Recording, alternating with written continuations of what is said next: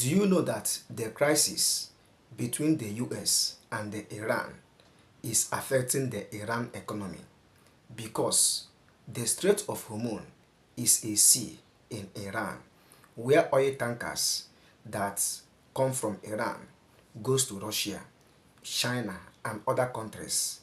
All these oil tankers are passing through the Strait of Hormuz, and through the Strait of Hormuz, Iran are generating revenue. But since this crisis, the US blocked the Strait of Hormuz and Iran is no longer getting enough money. Now, watch this video to the very end. You will hear everything concerning Iran revenue. In fact, before we proceed on this video, make sure you like, subscribe, and turn on the bell. Anytime I publish the next video, you will get notification. Enjoy the clip. Maria, 45% of filers during this tax season availed themselves of at least one of those programs. So we had record refunds, and because of the modernization at the IRS, if you filed electronically, we were able to get your refund out in 21 days. So the consumer is very strong. Another aspect of the tax bill is the permanence of full expensing. So companies are coming, whether it's equipment, factory structures, they are able to write that off in a year. So we're seeing a CapEx boom. The way a CapEx boom works is you have a construction boom that then morphs into factory jobs. So that's very strong. And again, the consumer is very strong. We're in constant touch with the banks and the credit card companies, and they're saying that all quintiles of the distribution group is very strong. And that's U.S. Treasury Secretary Scott Bessent with me yesterday on Sunday Morning Futures, lining up the reasons the economy has been so resilient despite the Iran conflict. This morning, President Trump's Project Freedom is set to begin. This is a U.S. military operation designed to guide foreign ships safely out of the Strait of Hormuz. The initiative presented as a humanitarian mission to assist neutral countries, business and crews affected by the closure of the strait.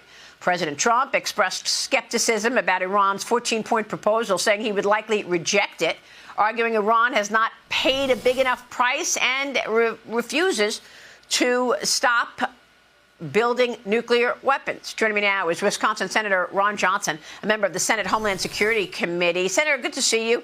Thank you so much for being here. Let's start with Iran and your reaction to the efforts out of this administration to clear the Strait of Hormuz, which has been one of the president's main goals here throughout these last few weeks. Morning, Maria. What is so tragic for the world and the Iranian people is that all the Iranian regime had to do to be left alone is disavow, want to become a nuclear power, return their enriched uranium, stop having any capability of being able to enrich uranium, and leave other people alone. They'll stop sponsoring terrorism. But they refuse to do that. The fact that they refuse to do that, even after we've pretty well destroyed their capabilities, their missiles, their drones, their navy, degraded their nuclear capabilities, speaks volumes. And we need to end Iran as a threat to the region. We need to make sure that they can no longer hold the Strait of Hormuz hostage. Again, they are a menace. They are a threat. As soon as they're in the dustbin of history, the better for the world.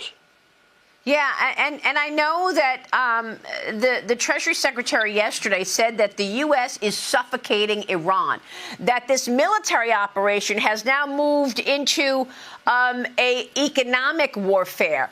Now, the president sent a formal letter to Congress on May 1st saying that the Iran conflict has effectively ended. That's basically what he told me in my interview with him 2 weeks ago.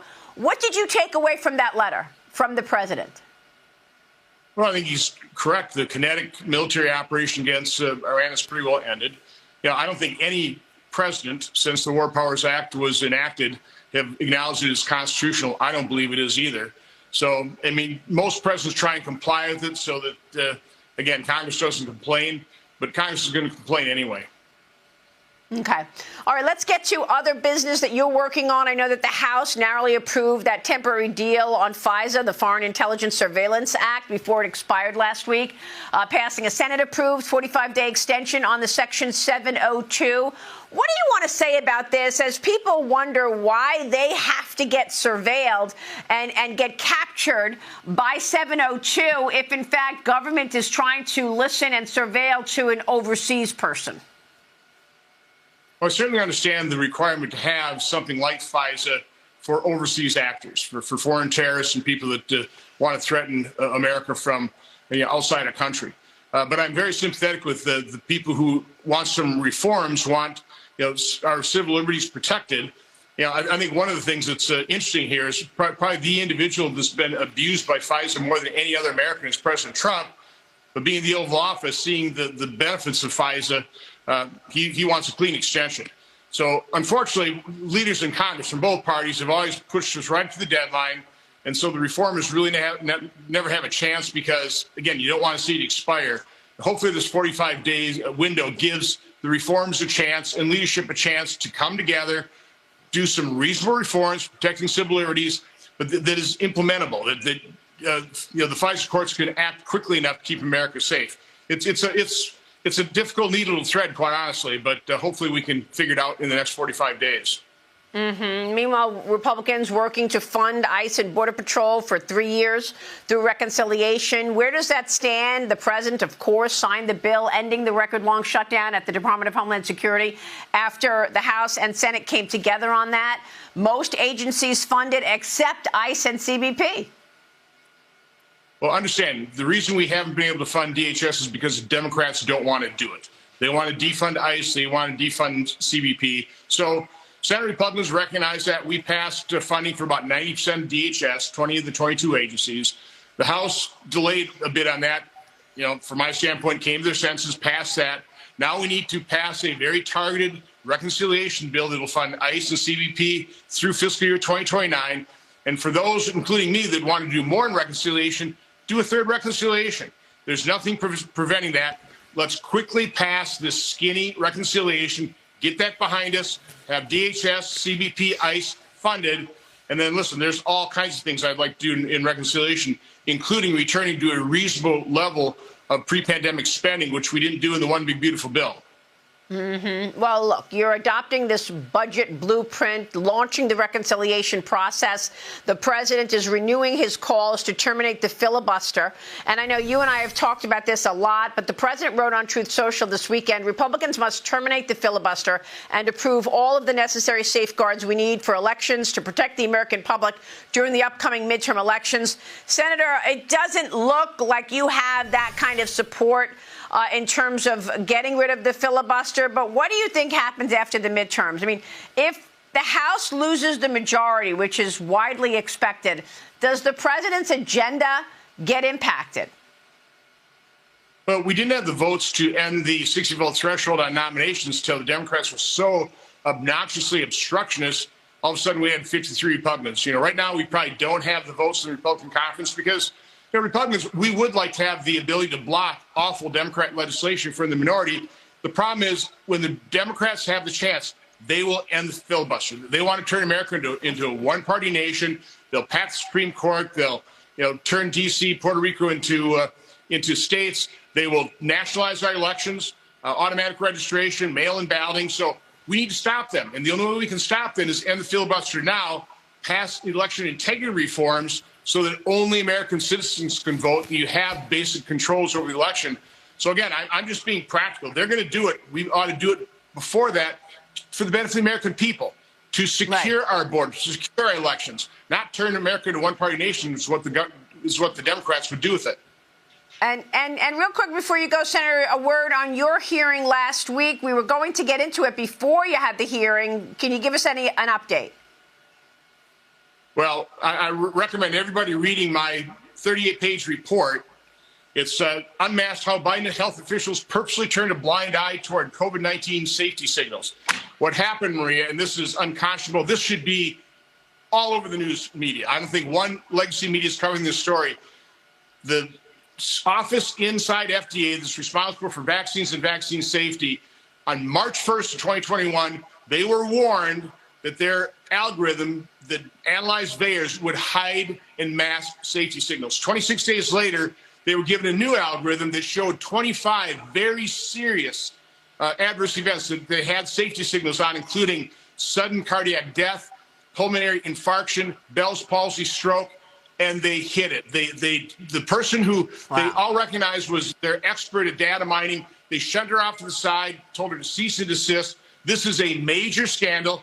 We're going to start interviewing the people involved. But I appreciate you mentioning this. Every news media, this ought to be a lead story on news media. This is a grotesque abuse of power, and people suffered. People died. People were injured because they were not warned, not giving fully informed consent on the COVID injections. Well, we know we had Brad Wenstrup on, and he was running the subcommittee on COVID in the House. And we talked about Fauci's number 2, David Morans, being indicted. So you agree with that indictment? Yeah, it was my staff that picked that needle out of a haystack. 115,000-page production out of a university, not from Biden's HHS, out of a university that showed that David Morans had a FOIA lady that showed him how to make emails disappear. You know, if you had something sensitive, send it to Gmails. In our report, we see similar types of comments. So these folks in the agencies, they know about FOIA. They try and do everything verbally so they can't get caught. But there's enough of a trail. I mean, our report is incredibly incriminating. It's very accurate in terms of what the title is. I urge people to watch it, and I urge the news media, start covering this. This is a major scandal. It impacted tens, hundreds of thousands of Americans and people's lives globally as well.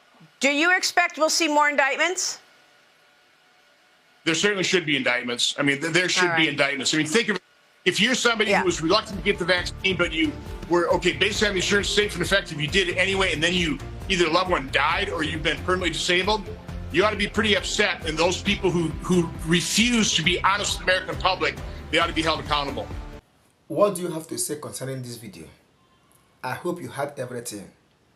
This crisis between the US and the Iran really affect the Iran, both the economy and other things that concerns them.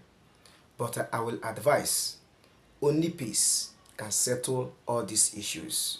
If Iran will accept US negotiation or US peace deal, all their things will start moving in the perfect state. So that is my own contribution. You can drop yours in the comment section.